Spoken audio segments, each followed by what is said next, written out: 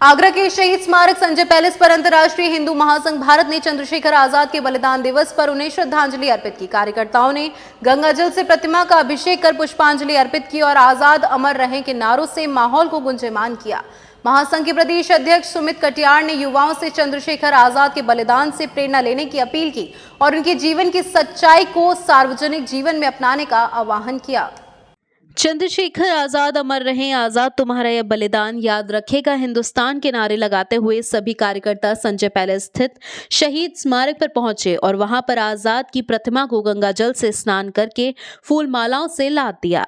श्राद्ध सुमन अर्पित करने के बाद राष्ट्रीय संयोजक प्रदेश अध्यक्ष सुमित कटियार ने कार्यकर्ताओं को संबोधित करते हुए बताया कि 27 फरवरी 1931 को महान क्रांतिकारी चंद्रशेखर आजाद ने देश की आजादी के लिए अपने प्राणों का बलिदान कर दिया था।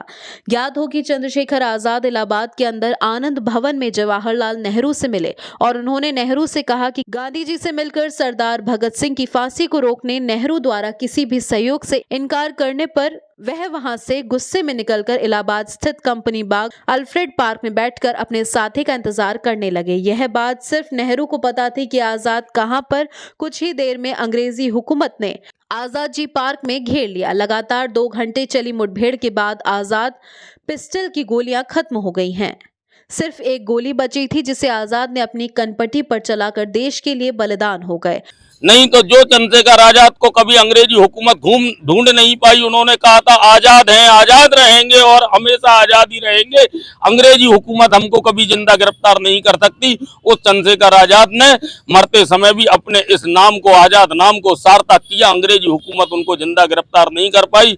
आज हम सभी लोग अंतर्राष्ट्रीय हिंदू महासंघ भारत के सभी कार्यकर्ता पदाधिकारीगण चंद्रशेखर आजाद को पुष्पांजलि अर्पित करते हैं और युवाओं को चंद्रशेखर आजाद से देश के प्रति समर्पण भाव से सीखना चाहिए कि एक क्रांतिकारी किस तरह से अपने देश के प्रति मर मिटने का जज्बा रखता है। मेरा नाम नितिन गोस्वामी है, मैं प्रदेश मंत्री हूँ अंतर्राष्ट्रीय हिंदू महासंघ से।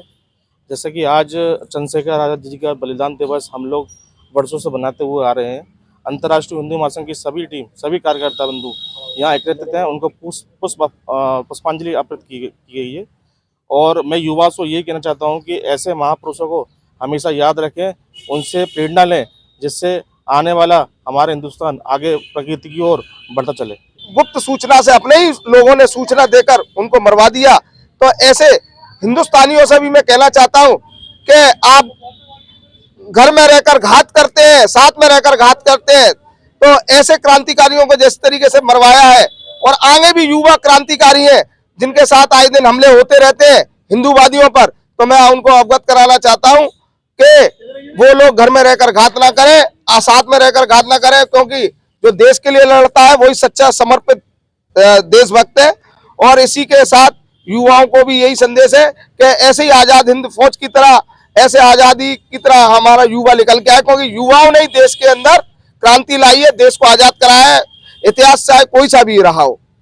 जय श्री राम, वंदे मातरम, भारत माता। बात यह है कि अंग्रेज सरकार ने भी बाद में बताया कि आजाद जी के लिए एक बहुत बड़े कांग्रेसी नेता का फोन आया था।